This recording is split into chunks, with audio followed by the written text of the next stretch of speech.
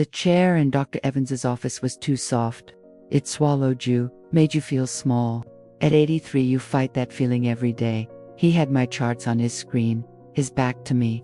When he turned, his face wasn't stern. It was worse. It was pithy. Eleanor, he said, using my first name like we were friends. The scans are back. The progression is aggressive.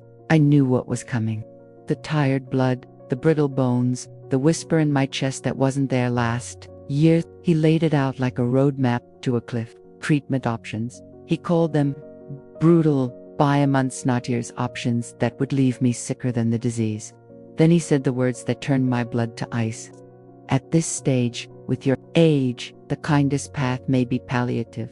Focus on quality of life. It's time to start thinking about saying your goodbyes. Saying your goodbyes. He made it sound like a gentle, necessary chore, like returning library books. He saw a fragile vessel slowly emptying. He didn't see me. He didn't see the girl who rode on the back of Tommy McLaren's 1965 Harley-Davidson at 17. The wind screaming in my ears, feeling more alive than I ever had before or since. He didn't see the woman who raised 3 sons alone after her husband vanished into his own depression. He didn't see the grandmother who could still fix a leaky faucet and quote Shakespeare. He saw an expiration date. I sat in that soft chair and nodded. I was polite. I took the brochures for hospice care.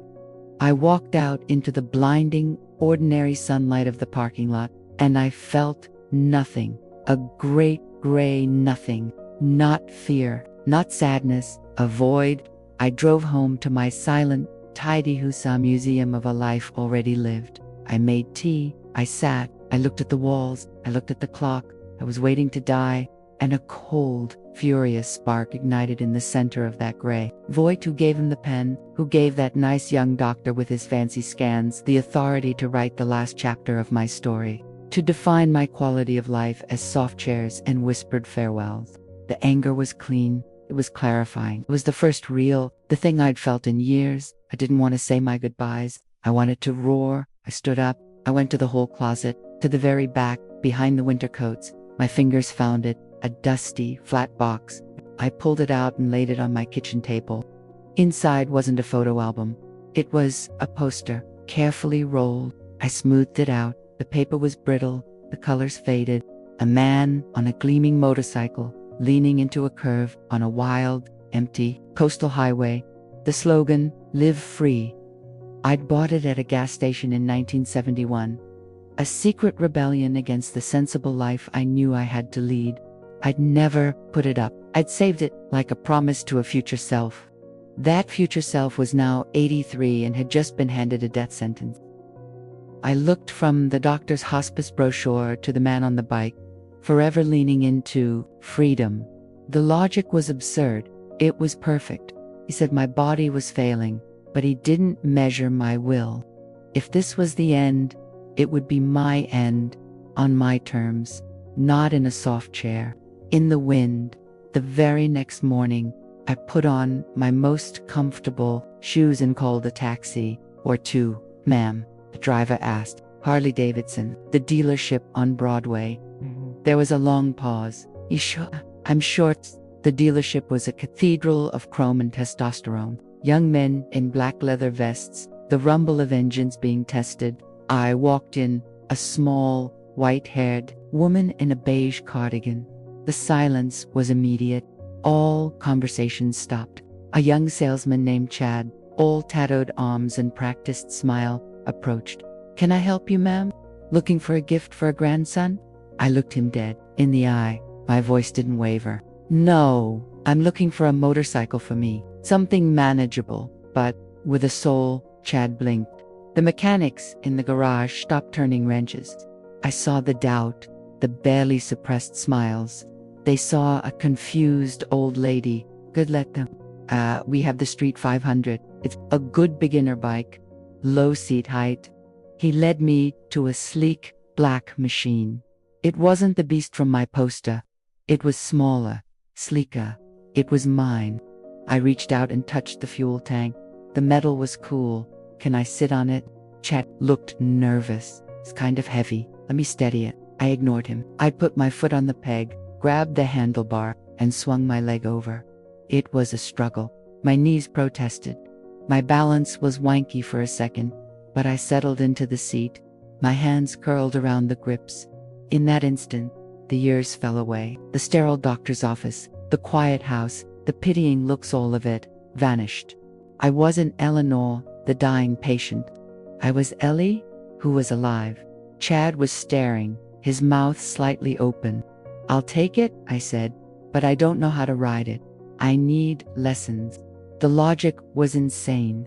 It was the only thing that made sense. My heart was a time bomb. Fine, let it explode while I'm doing something that makes it pound with joy, not fear.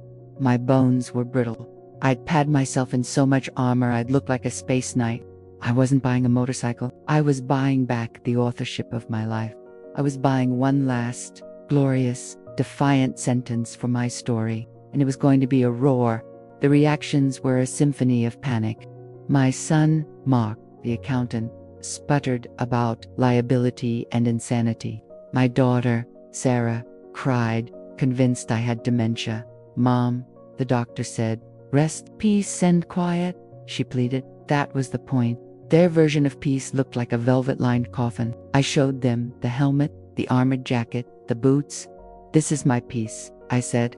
My instructor, Duke, a grizzled man in his 60s with a beard like steel wool, had no pity. He didn't see an old lady. He saw a student, a stubborn, slow, but fiercely determined student. The parking lot at the community college became my battlefield. The clutch was a fiend.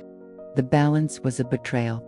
I dropped the bike twice, a clatter of metal that sent onlookers gasping. Each time, Duke helped me up. "The ground's harder than your head, Ellie." Again, my body screamed in protest every night. New bruises over old bones, muscles I forgot existed burned.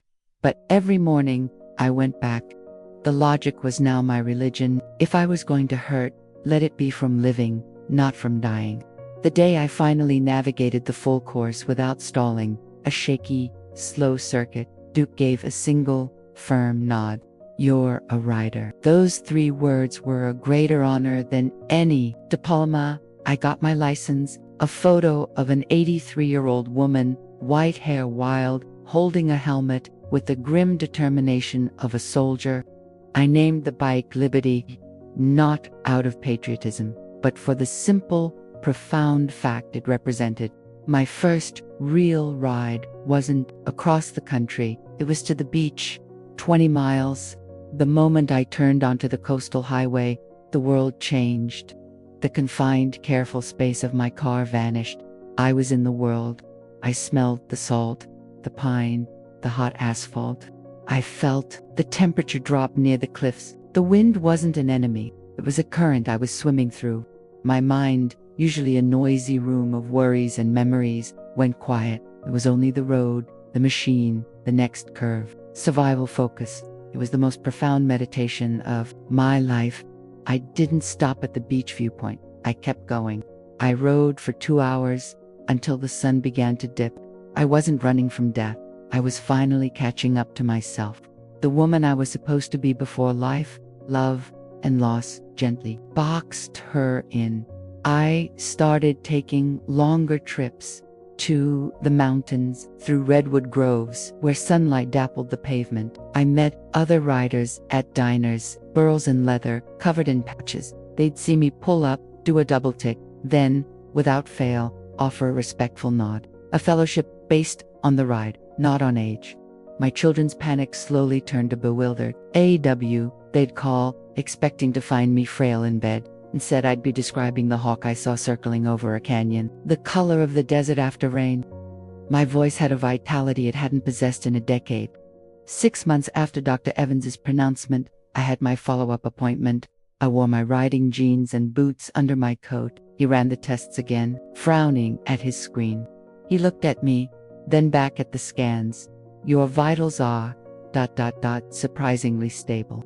There's been no significant progression." He seemed almost disappointed his roadmap was wrong. I smiled. "I've been busy. Stress can accelerate these conditions," he cautioned, the authority back in his voice. "I hope you're not overexerting," Dr. Rice said, leaning forward.